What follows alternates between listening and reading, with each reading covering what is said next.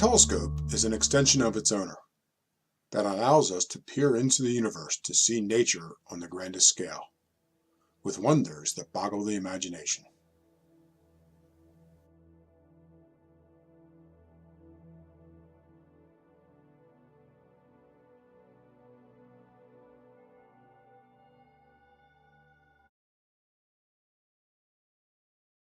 Hey, this is Galaxy Log for October 16th, 2025, and it's subtitled Different Views.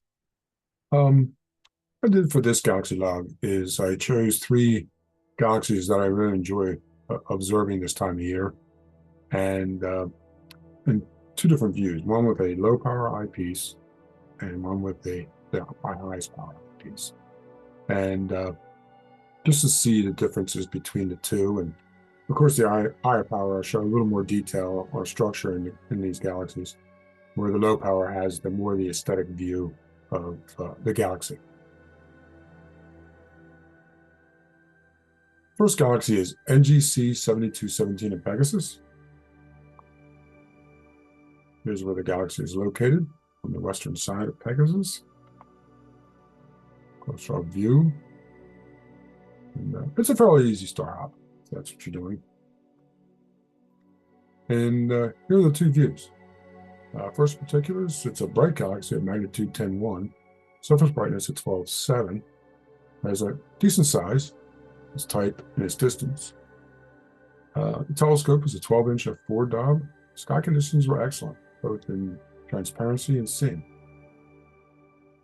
So first, with the 20mm eyepiece gave me 60 magnification, and just a really nice big field view of the galaxy and the foreground stars, a really nice rich field of stars. The galaxy showed that bright core area and very round, and fading out into the background sky. The high magnification, which is the 3.7, it gave me 324 magnification. Galaxy really showed a lot of detail. It's really a beautiful galaxy. It's a nice, bright little stellar nucleus, right inner core region. And then here again, it's very round and it just fades out into the background sky. Better modeling also. But even with this eyepiece, so with its 110-degree field, it really gives a nice big, type of aesthetic view to it. But it is interesting to see these two different kind of views where you can just sit there and see this galaxy sitting here in this big field of view, and then zooming in on the galaxy with my highest magnification. Oh, a great view overall in both. For our next galaxy, we stay in Pegasus, and it's NGC 7457. That's where the galaxy is located. Of course, our view of this location. It's an easy star hop. And here's the near view image. First particulars. Magnitude is 11.2, so it's fairly bright. Surface brightness is a little bit low. Decent size, actually, it's pretty good size. Its type and its distance. Here again, it's with a 12-inch f4 Dob, and as I mentioned, sky conditions are excellent. So with the 20mm at 60 power, it was just a beautiful view. The galaxy. You could still see that shape of the galaxy. I call it the football galaxy because it's shaped like a football. You can see in the photograph of it here. And has this beautiful line of stars going kind of east to west alongside it. And it really gives it a really neat view, very aesthetic view. And it is a rich field of stars. So this was a really nice view with the 20mm. Then to zoom in on the galaxy with the 3.7, the galaxy really stood out, and you can actually see that football shape that it has, and has a nice bright core area. And you still see some of those stars, that line of stars that kind of encompasses the galaxy itself. It's almost like the galaxy is part of that line. So it is really a neat view. It's a really neat galaxy to go for. And highly recommended, even if you're using a smaller telescope under dark skies. Our last galaxy for this galaxy log is the real nice galaxy NGC 278 in Cassiopeia. Here's where the galaxy is located. It's not too far from M31. It's a closer up view of where the galaxy is located. If you're star hopping, you want to look, because this is a really rich field of stars, you want to look for star that seems slightly fuzzy, and especially if you're using lower magnification. And that'll be NGC 278. And here is the near view image. First particulars, the galaxy is fairly bright, 10.8, at a high surface brightness of 12.2. Its size, it's almost perfectly round. Its type, and its distance. Telescope's the 12-inch f4 Dob, and as I mentioned, sky conditions are excellent.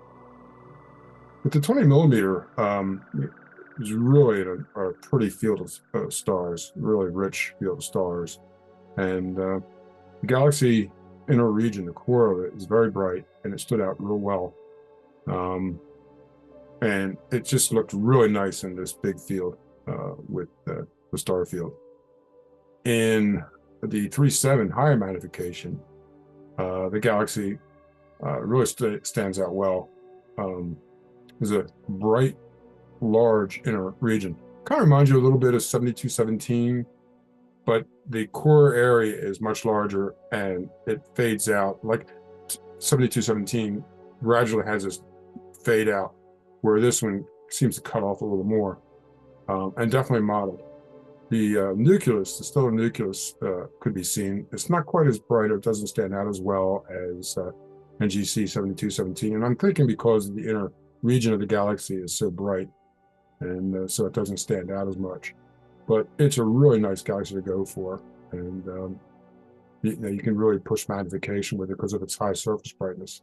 And it can be seen in smaller telescopes like the other two galaxies can also. And even in a area that you're observing from, if it's not a real good dark site, it can be seen in brighter skies because of its high surface brightness.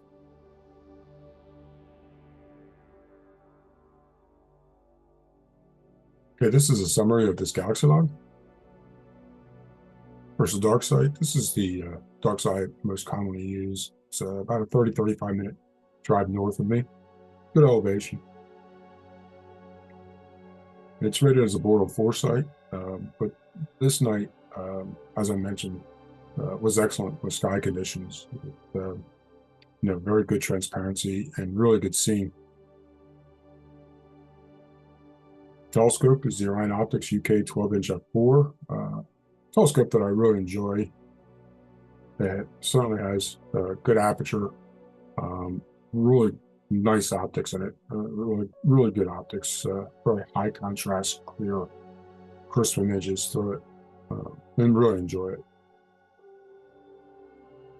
For those low power views of the galaxies, was a new eyepiece, is the Houdini 2-inch 20 millimeter 86-degree coma corrected eyepiece. Wonderful eyepiece, big, really sharp images all the way across the field of view. Really good contrast also. Galaxies were popping out really well with it, even though they look small because of the low power and like that. But just overall, the quality of the view was really nice, and anxious to continue to use it. Then for the high power views, for me, it's as good as you can get. It's the TeleVue 3.7 Ethos, the 110 degree, which is nice to have on a telescope it's not driven, that's manual, and to have that bigger field and still have those crisp images, which this eyepiece does. It's really a great eyepiece, as good as, like I said, as good as it gets, high magnification.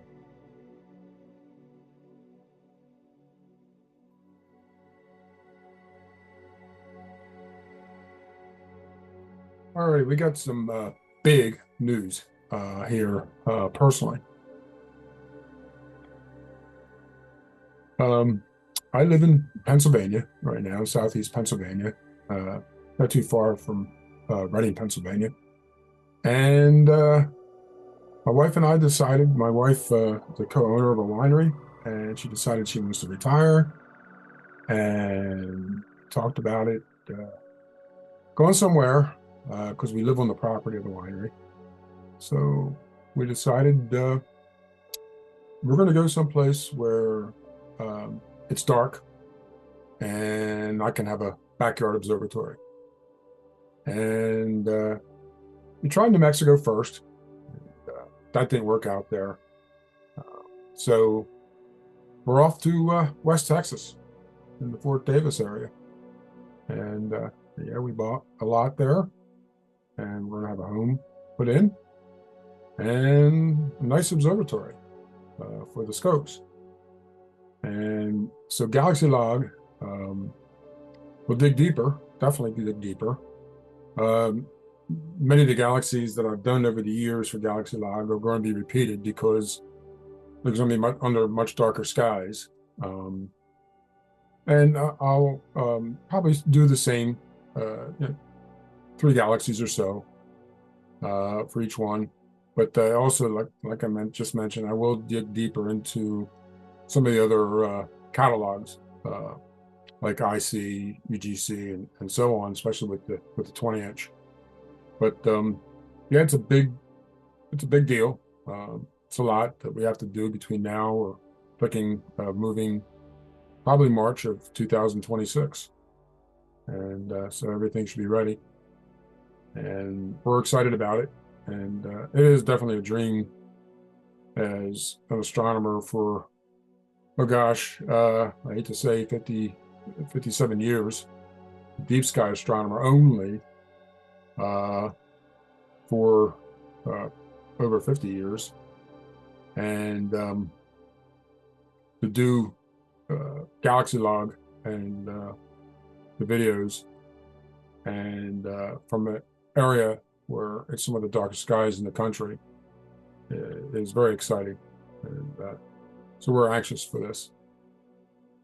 Also, coming in 2026, is going to be a new YouTube channel called In Touch with the Universe. And it's going to be hosted by my wife, Sherry, and I. And it's about visual astronomy, looking through an eyepiece. And as the light photons are collected by the telescope into the eyepiece into your eye, your connection with the universe. So we'll be,